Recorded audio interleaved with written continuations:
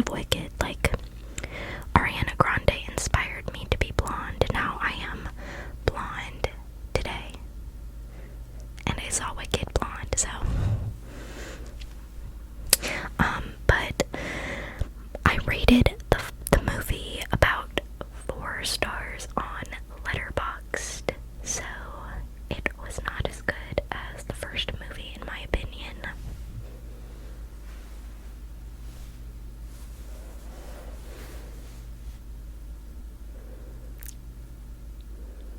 Hi Trisket. Okay. It was not as good in my opinion. I think the songs kind of felt a bit, I don't know, it didn't feel cohesive. I think the songs were a lot more fun and okay, goodbye Trisket. I don't know, there was just the second movie, it felt a bit long too. There was a lot going on, but at the same time it I don't know, it didn't feel as serious as I feel like it was supposed to. Like, I can't describe, I don't know, I feel like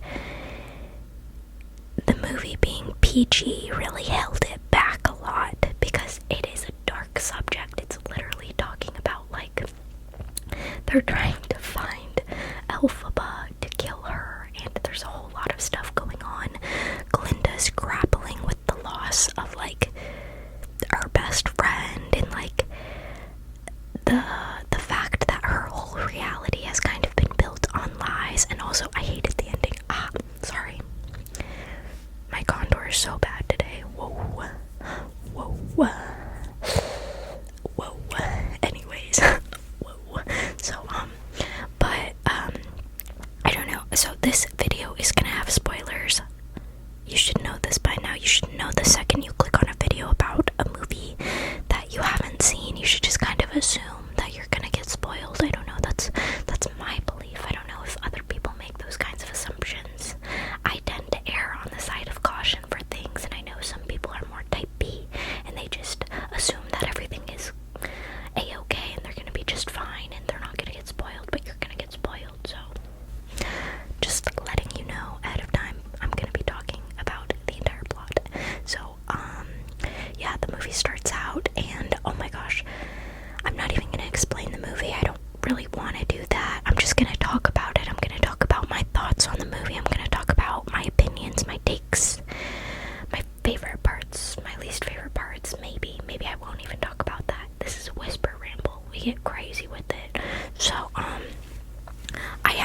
let's talk about the elephant in the room. Let's talk about the opposite of the elephant in the room. Ariana Grande is so skinny. Oh my god, it was distracting actually. It was actually distracting how much rib cage I was seeing. Yeah, her whole chest is just bones. I don't know, like, the first movie, it took me out her freaking strip lashes. I almost put on a really bad strip lash just to feel connected to the movie, but I didn't do that. But no, the first movie, the strip lash was kind of removing me from the movie. The second movie, her skinniness was very on display. It was distracting, and I feel really bad for her because I know it's not nice for, like, your body to be a topic. I used to have an eating disorder, so real recognize real. Those two women definitely have something going on that they need to seek professional help for, and that's not for the public to really get their little hands on necessarily. I think commenting on people's bodies is generally just in poor taste, but it gets to a point where it looks dangerous. She looks dangerously malnourished, and that really removed me from the movie, unfortunately. Like, the way the movie was filmed, it's like, I don't know, why would you want to portray, I feel like a couple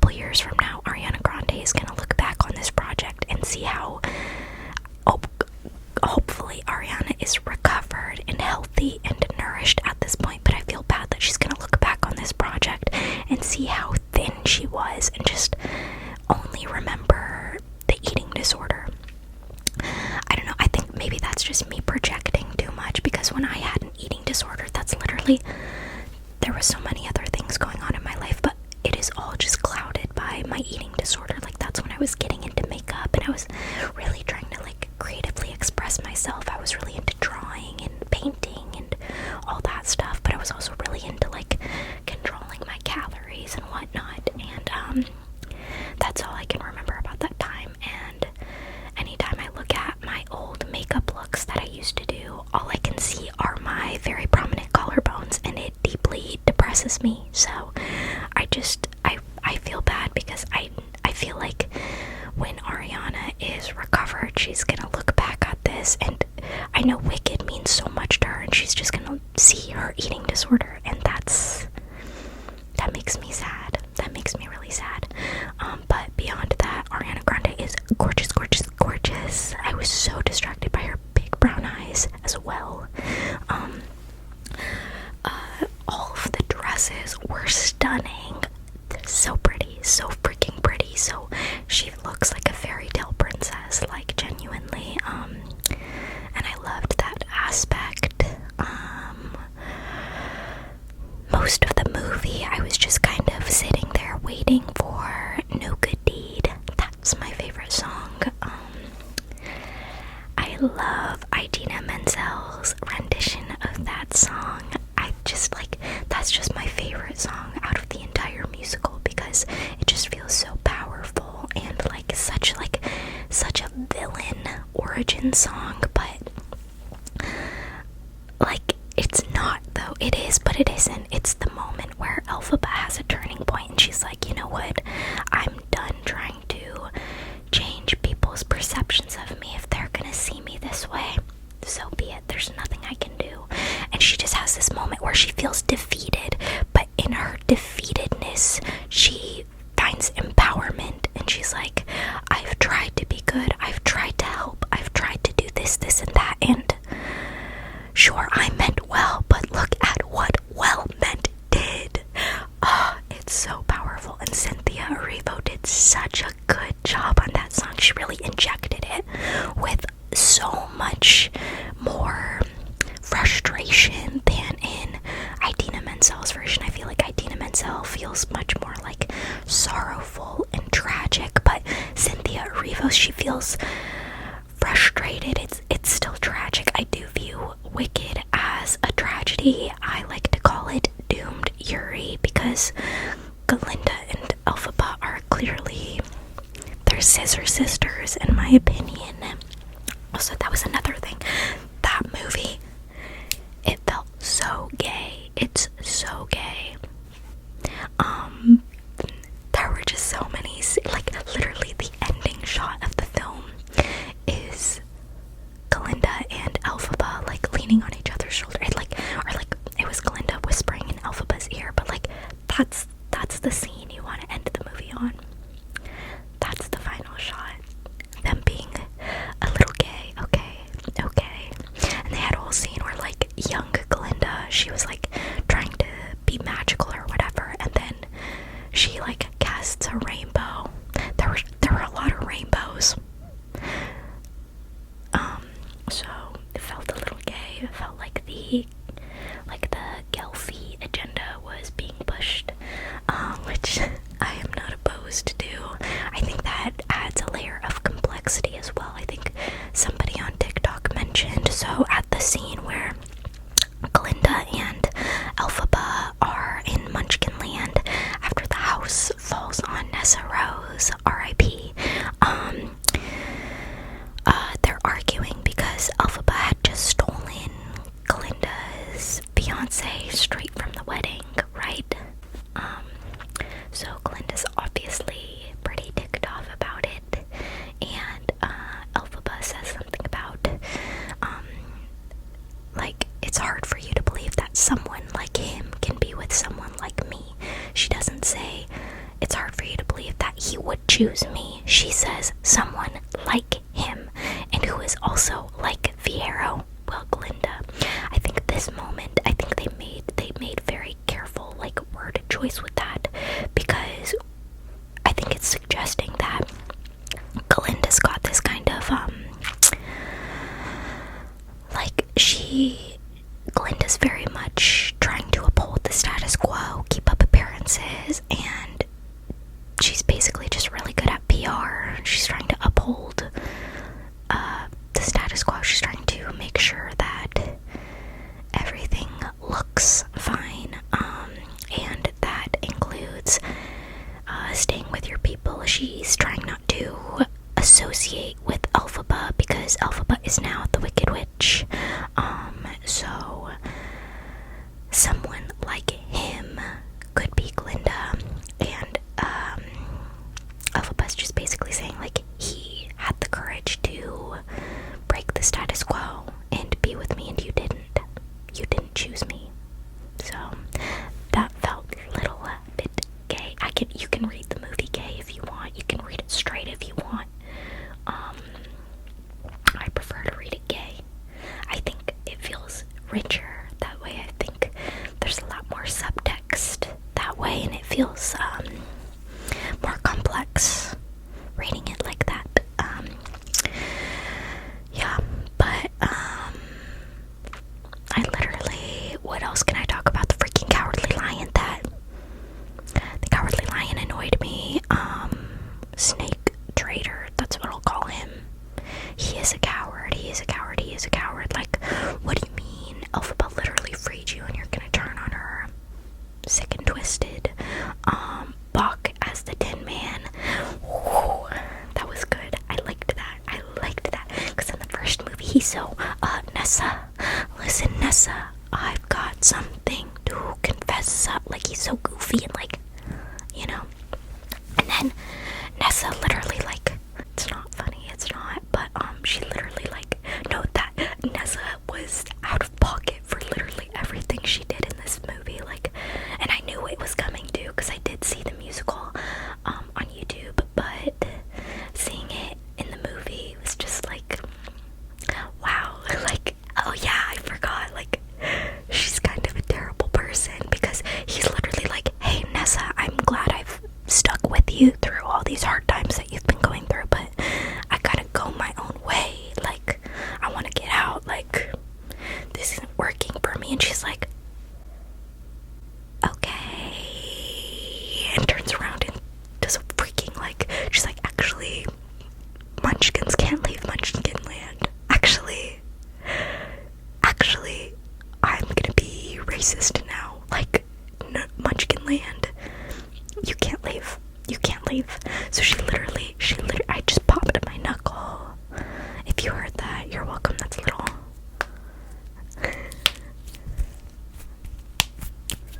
knuckle popping break, but no, and then he tries to leave because he's like, wow, Nessa is letting me leave and go my own way, I'm gonna leave Munchkin Land, yay. And then they're like, oh, where's your papers? And he's like, papers, oh my gosh, Nessa is crazy. Yeah, she kinda is, very toxic home life, I'll blame that on, so, you know, but she did him dirty, and then Elphaba tries to visit her and is like, oh my god, you're so right, let me help you with my magic that I have now.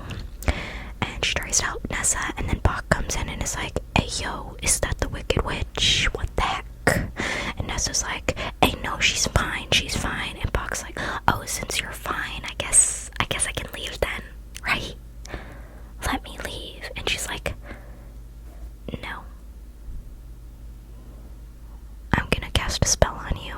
And she tries to read this book that she doesn't even know how to read, and Loki, like, kills Bach, and then Elphaba is cleaning up her mess and is like, I'll try to fix it the best I can, but you done diddly messed up, girl. And then Bach becomes the freaking Tin Man without a heart, and now he's evil. He's evil, Bach but evil. Me and Bach but evil. And then Nessa is like, oh my god, Bach, you're so scary. Guess who did this to you though? My sister, Elphaba. Why are you lying?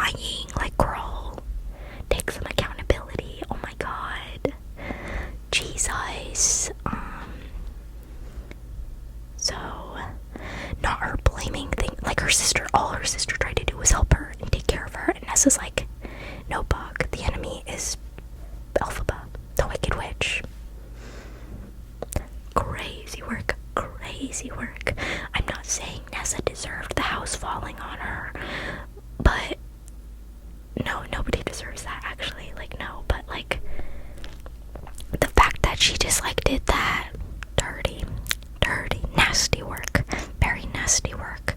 And the fact that Bach literally witnessed all of Nessa's crimes against him, like those years of like her using him as like an emotional punching bag, an emotional support, and like gaslighting him, and him gaslighting her back that he actually loved her. Like, they had a very toxic relationship, and he was just like, yeah, actually, I will blame Elphaba. Use your brain. Use your brain. He lost his heart, not his brain. Dude, speaking of who lost their brain, freaking Fiero. Scary. He looks scary as the Scarecrow. Yeah, he's a Scarecrow. He's a scary crow. Like, I find him very attractive. The actor, what the freak is his name? I want to call him Anthony Bridgerton. That's his name to me, Anthony Bridgerton. He's so hot as Anthony Bridgerton. I love big brown eyes, but as the Scarecrow, I was scared. Call me a crow the way I got scared. Take it off. Never show me him again. Oh, did you guys see that he was named like hottest guy of the year or something? Shout out to him. Shout out to him. Period. No, but they put him in those scary blue contacts throughout the movie too, so he lost aura for that too during the movie. I did not find him attractive at all during this movie. But good thing Ariana Grande was there. She was the eye candy. The way I'm just watching, I'm like, okay, hot or not, Wicked for a good edition. Tin Man, not hot. Scarecrow, not hot. Elphaba, hot. Glinda, hot. Who else is in the movie? Nessa Rose, not hot. No, I don't think so. Who else is even there? Madame Morrible. I'll say not hot. Oh, the Wizard. Hot. I'll say hot. Who else is in the movie? I really don't even like. The rest of the characters are animals, and that's a little too weird to do hot or not with, so I won't even go there. Oh my gosh, freaking Madame Morrible. So the actress who plays her, Michelle Yeoh, I think her name is, she is so funny. Apparently in the Wicked press like interviews and stuff, she's been going, Madame Morrible, flip it around, Wicked Witch, and she says it in that cadence every single time. She's just like, Madame Morrible, flip it around, Wicked Witch, flip it around, Wicked Witch. And that cracks me up. I'm glad she's so amused by that. So I think that's cute. They added new songs. I know they added Girl in the Bubble. It felt out of place to me. I don't know what other new song they added. Oh yeah, the ending, when they gave Glinda magic. I didn't like that. I didn't like that one freaking bit. Because the whole point of the movie is that Elphaba is the only magical person. All of these people are charlatans. They are selling snake oil. The wizard is a snake oil salesman, and he's like, I have magic. Look at my bits and bobs. And everybody's like, oh, like, Glinda has magic, even though she's literally, like, she literally doesn't, but they're just, like, lying. The whole movie is about how everybody's lying about having this one thing, but the person who actually has it is being persecuted, basically, like, and then at the end of the movie, they're like, actually, I think Glinda can have a little magic. No. It's supposed to be a tragedy. It's supposed to be a tragedy. Like, the whole point, like, at the end of the movie, you are supposed to feel so sorrowful that Glinda has been changed for good, because the two people she has loved the most, Fiero and Elphaba, dead. She has lost the two people who love her the most, and her entire reality is turned upside down. And now she has to lead the Aussians to a better future, picking up the broken pieces that the wizard and Madame Morrible left behind. Like, it's supposed to be devastating. It's supposed to be a really devastating blow for Glinda, because Glinda is this rich, privileged white girl who has had everything she's ever wanted her entire life. And Elphaba, who has never had anything she's ever wanted her entire life, is also changed for good, because she gets to leave that all behind and have her happy ending. It's her turn to live a happy life with Fiera running off beyond Oz. But no, they're like, actually, Glinda can have a happy ending too, because this is a kid's movie. Hashtag not my ending. I don't know. I don't like I like a happy ending, but I think only when it's like, when the subject matter is light. This is kind of, the subject matter is kind of dark. The whole movie is talking about how they're deporting animals, and like, not deporting animals, basically they're putting them in cages. Like, this is mirroring a lot of the political climate in America right now. I don't think we're in a political climate to have a happy ending. We need to mobilize the people. We need to get active about doing the right thing. There is no neat happy ending. You don't just get a magic book that fixes everything. That's not how things work. That's not how things work, but I guess it's an escapist fantasy for children. So, fine. Whatever. I was not in the writer's room. That's fine. That's fine. Ariana Grande looked gorgeous. She's so pretty. She's so pretty. Yeah, so basically, not as good as the first movie. That's all I have to say.